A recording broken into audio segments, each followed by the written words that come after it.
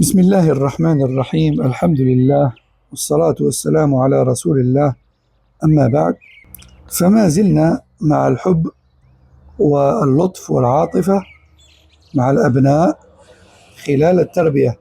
Donc nous sommes toujours avec l'amour, l'affection et la douceur employées dans l'éducation des enfants. إن اهتمام الباحثين بإحياء روح العاطفة بين الآباء والأبناء والإشارة إلى ذلك إنما جاء بعد الدراسات والاستقراءات النفسية. توصلوا على إثرها إلى هذه النتيجة، ومع ذلك لو أن الإنسان تلمس قلبه لعلم حاجة الآخرين إلى العاطفة عن طريق مشاعرهم القلبية، ولو لم تشهد الدراسات بذلك. فالعاطفة حاجة ملحة يحتاجها كل أحد، كبر عمره أو صغر، وكلما تقدم المرء في العمر اكتشف حاجته لهذه العاطفة. فنحن وإن رآنا الناس كبارا يبقى في داخلنا طفل صغير يبكي حيث لا يراه أحد.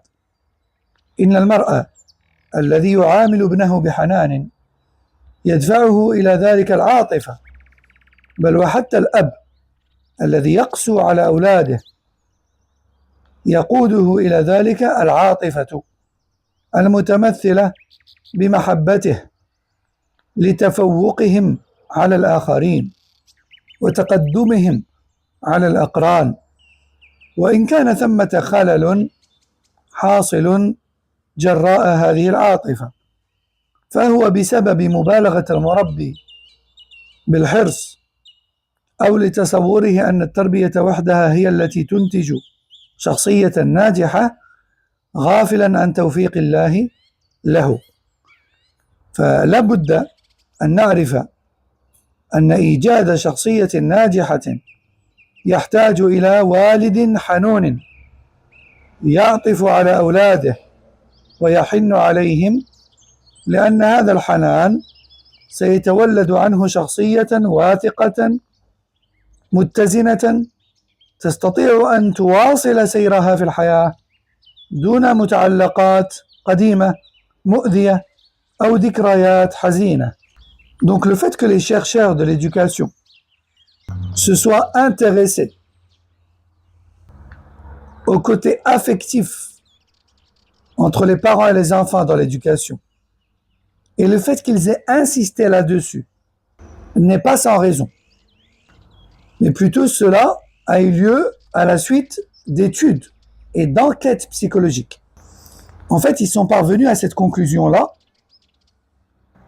et en vérité, même sans études et sans enquête, l'être humain, naturellement, en écoutant son cœur, sait qu'il a besoin des autres pour obtenir de l'affection à travers leurs sentiments sincères. Même en l'absence de ces études, on sait que l'affection est un besoin inné dont chaque personne a besoin, quel que soit son âge ou son sexe ou son origine ou autre. Et plus on avance en âge, plus on découvre ce besoin d'affection. Parce qu'en fait, en nous réside toujours un petit enfant qui pleure en silence, sans que personne ne le voie. Et un parent qui traite son enfant avec douceur est un parent qui a conscience de ce besoin humain d'affection.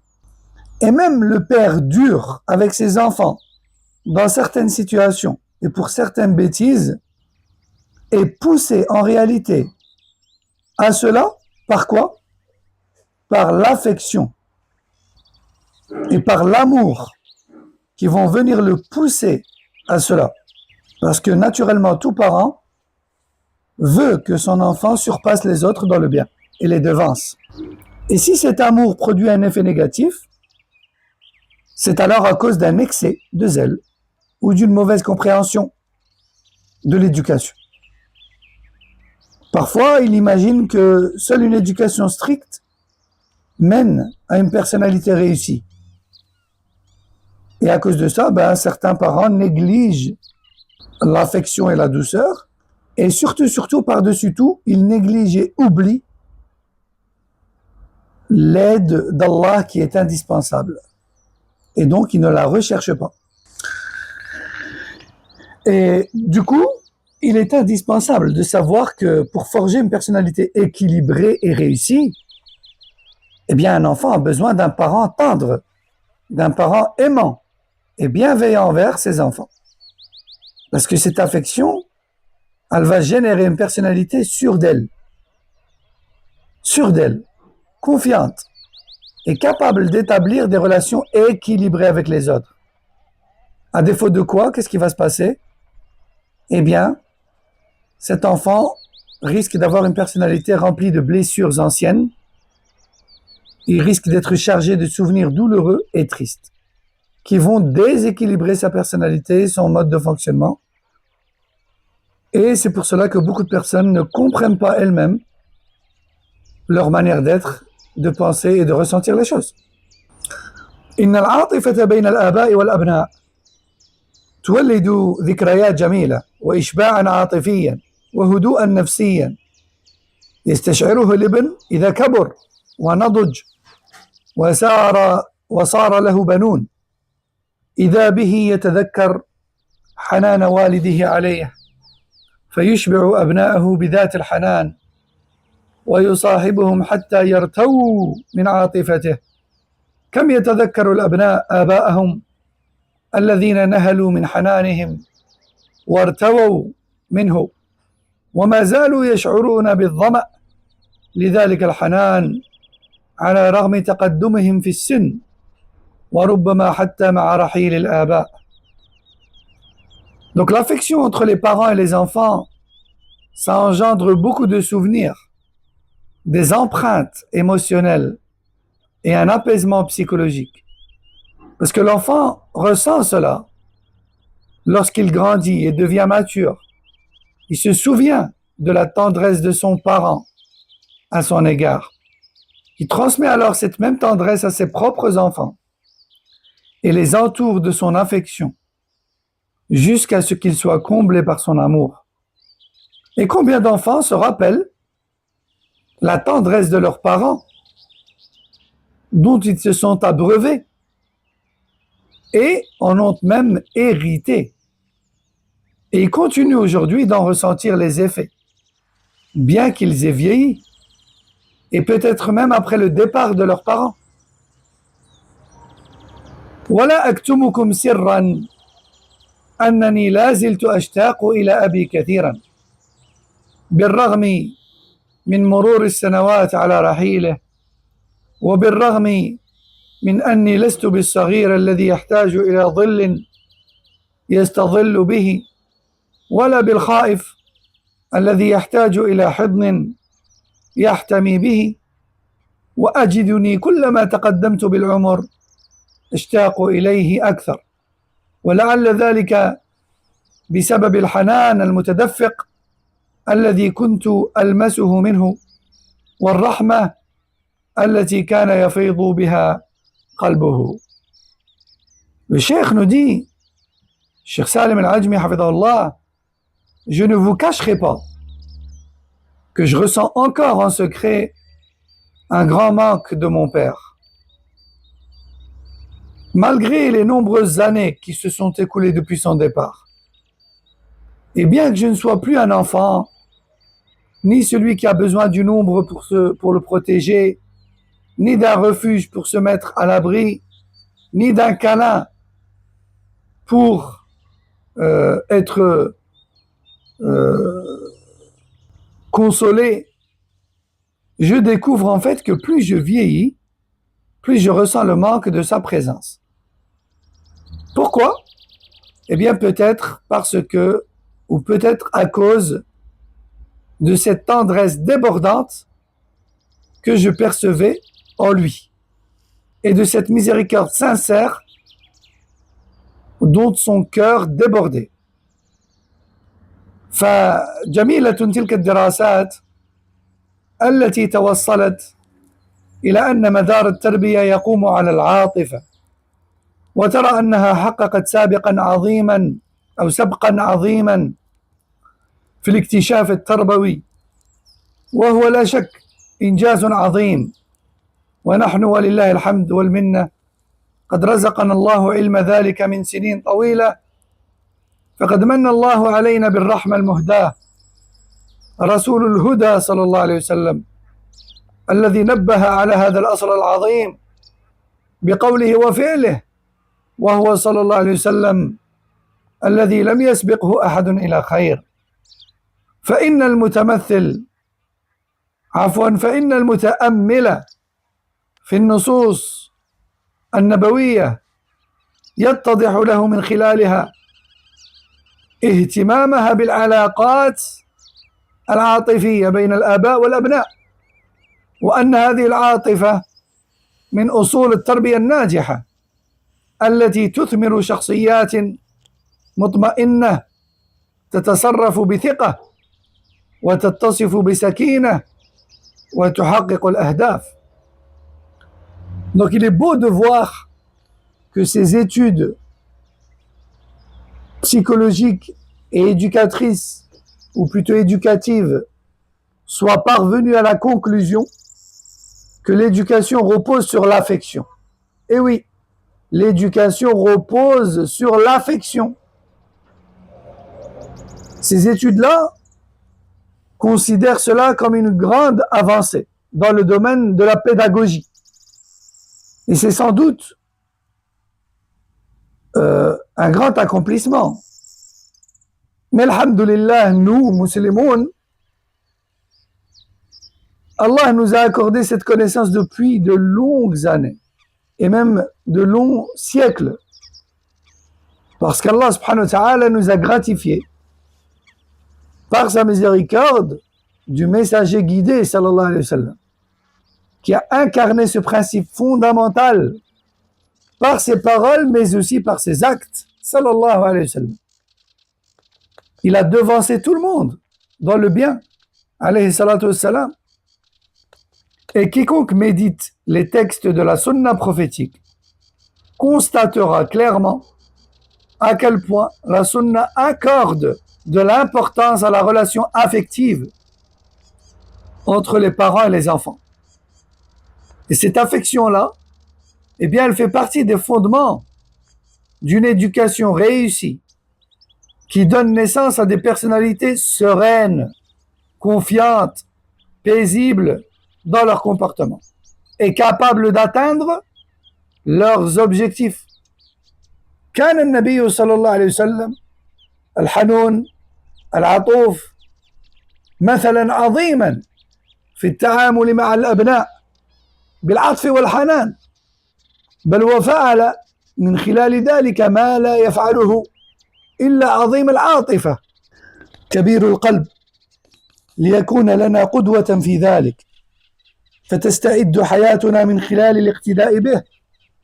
ولقد قادت العاطفة رسول الله صلى الله عليه وسلم إلى أن نزل من المنبر وهو يخطب من أجل طفل تعثر في ملابسه، فحمله وعاد إلى المنبر.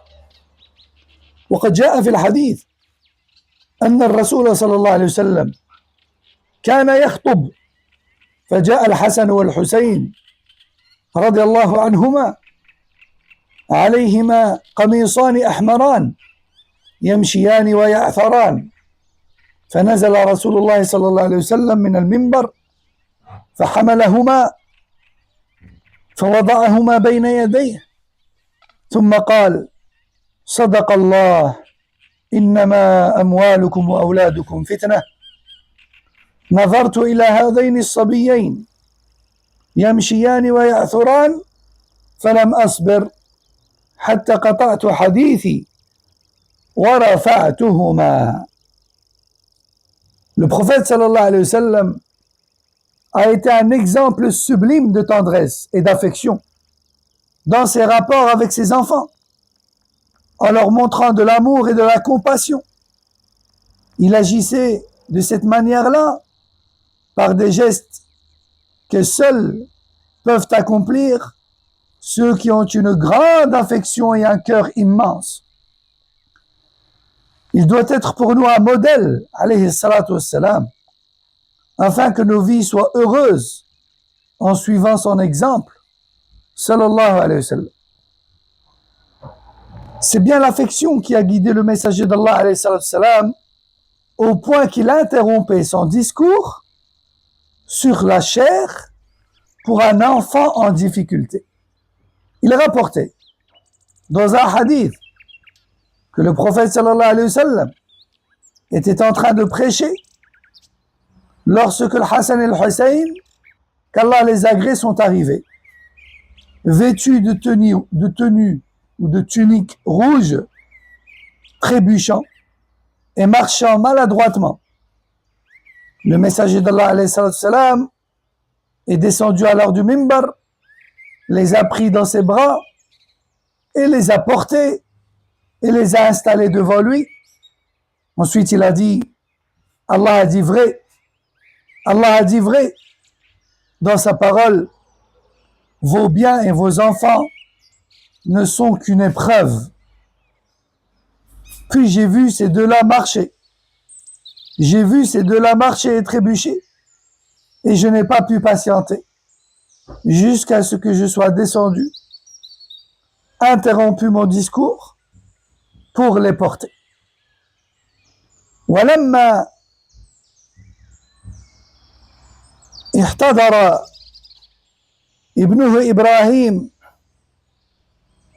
دخل رسول الله صلى الله عليه وسلم عليه وهو يجود بنفسه فأخذه فقبله وشمه وجعلت عينا رسول الله صلى الله عليه وسلم تذرفان أو تذرفان فقال له عبد الرحمن بن عوف رضي الله عنه وأنت يا رسول الله، يعني تبكي وأنت رسول الله صلى الله عليه وسلم؟ فقال يا ابن عوف إنها الرحمة، ثم أتبعها بأخرى فقال إن العين تدمع والقلب يحزن ولا نقول إلا ما يرضي ربنا وإنا بفراقك يا إبراهيم لمحزونون. رواه البخاري. وفيضان الدموع دليل على رقة القلب وعظيم العاطفة. وأرسلت إليه إحدى بناته أن ابنها يحتضر، فجاء إليها صلى الله عليه وسلم فرفع الصبي إليها ونفسه يتقعقع ففاضت عيناه، فقال له سعد يا رسول الله ما هذا؟ قال هذه رحمة جعلها الله في قلوب عباده وإنما يرحم الله من عباده الرحماء. وقال جابر ابن سمرة رضي الله عنه صليت مع رسول الله صلى الله عليه وسلم صلاة الأولى ثم خرج إلى أهله وخرجت معه فاستقبله ولدان فجعل يمسح يدي أحدهم واحدا واحدا أو يمسح خدي أحدهم واحدا واحدا. قال وأما أنا فمسح خدي فوجدت ليده بردا أو ريحا كأنما أخرجها من جؤنة عطار، يعني ريحها طيب. Lorsque l'agonie a saisi Ibrahim, le fils du messager d'Allah sallallahu alayhi wa sallam, celui-ci, yani le prophète sallallahu alayhi wa sallam, est entré auprès de lui alors qu'il était à l'agonie. Il l'a pris dans ses bras, il l'a embrassé, il l'a serré contre lui.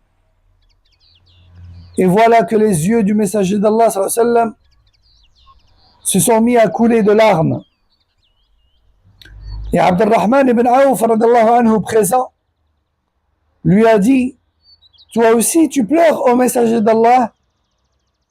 Et le prophète sallallahu alayhi wa sallam a répondu ô Ibn Awf, ceci est une miséricorde. Certes, l'œil pleure, le cœur s'attriste, mais nous ne disons que ce qui plaît à Allah. Et par Allah, ô Ibrahim, ton départ nous attriste énormément. Et le fait que les larmes coulent est un signe de la tendresse du cœur et de la grandeur de l'affection. Un jour, une fille du prophète sallallahu alayhi wa sallam a envoyé des personnes pour l'appeler car son fils était en train de mourir. Et le prophète sallallahu alayhi wa sallam se rendit auprès de l'enfant. Il le prit dans ses bras. Il le vit en train d'agoniser et de souffrir. Et ses yeux se sont remplis de larmes. Et Sa'd ibn Ubada lui a dit: ô messager d'Allah, qu'est-ce que c'est que cela? Et le prophète sallallahu alayhi wa sallam de répondre: c'est une miséricorde qu'Allah a mis dans les cœurs de ses serviteurs. Et Allah ne fait miséricorde qu'à ceux qui sont compatissants. Le prophète sallallahu alayhi wa sallam a pleuré par miséricorde et tendresse. Et Jabir ibn Samura radiyallahu anhu a dit: j'ai prié avec le messager d'Allah sallallahu alayhi wa sallam, puis il est rentré chez lui. Et en sortant de la mosquée, je suis sorti avec lui. Et Jabir ibn Samura était un petit enfant déjà, lui-même. Il dit, lorsque le prophète sallallahu alayhi wa sallam est sorti de la mosquée, il a rencontré des enfants, il s'est mis à leur caresser les joues, une par une. Et Jabir ibn Samura a dit, et moi aussi, il m'a caressé la joue. J'ai senti que sa main était fraîche, comme si elle était fraîche et avait une bonne odeur, comme si elle venait de sortir d'une boîte de parfum. وفي هذا مداعبة لعواطف الأطفال وإشعارهم بالرحمة والمحبة والحنان مما يكون له أعظم الأثر في نفوسهم. وكان رسول الله صلى الله عليه وسلم يزور الأنصار فيسلم على صبيانهم ويمسح على رؤوسهم ويدعو لهم، وكان يأخذ الصبي ويجلسه في حجره ولربما بال الصبي في حضنه. وكان صلى الله عليه وسلم يصلي فإذا سجد وثب الحسن والحسين على ظهره، فإذا رفع رأسه أخذهما بيده من خلفه أخذا رفيقا فوضعهما وضعا رفيقا، فإذا عادا، فلما صلى وضعهما على فخذيه واحدا ها هنا وواحدا ها هنا. Donc on termine avec ce dernier passage. En vérité, dans ces gestes prophétiques se manifeste une douceur dans le jeu avec les enfants, en les enveloppant de miséricorde, d'amour, de tendresse, ce qui laisse un impact très profond dans leur cœur. Le messager d'Allah sallallahu alayhi wa sallam avait pour habitude de rendre visite aux habitants de Médine. Il saluait leurs enfants et il passait la main sur leur tête et il faisait même des invocations de bénédiction pour eux. Et il arrivait même qu'ils prennent l'enfant, le fassent asseoir ou plutôt même qu'il le fasse asseoir sur lui. Et un jour, le prophète sallallahu alayhi wa sallam priait et ses petits-fils Al-Hassan et Al-Hussein sont montés sur son dos pendant qu'il était en prosternation. Il les laissait faire. Et lorsqu'il relevait la tête, il les prenait doucement et les posait au sol avec délicatesse. Et s'ils revenaient, il les reprenait. Et quand il priait, En les tenant, il plaçait l'un sur sa cuisse droite et l'autre sur sa cuisse gauche. Et ainsi de suite. Donc on voit comment le prophète sallallahu alayhi wa sallam faisait preuve d'une grande douceur et d'affection et de miséricorde avec les petits. Et il est notre meilleur exemple dans l'éducation. On va s'arrêter ici pour ce numéro. Wallahu a'lam wa sallallahu sallam wa barak ala nabina Muhammad wa ala alihi wa sahbihi ajma'in.